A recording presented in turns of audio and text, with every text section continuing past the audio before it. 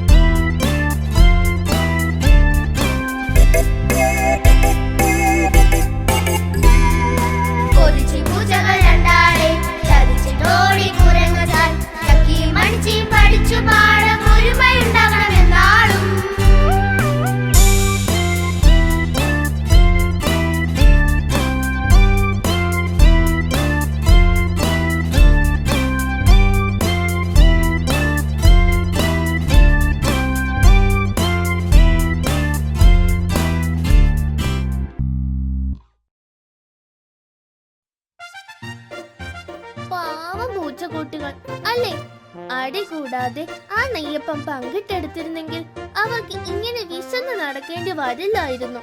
വെറുതെ അടികൂടിയത് കൊണ്ടല്ലേ കുരങ്ങച്ചാർ അത് തട്ടിയെടുത്തത്.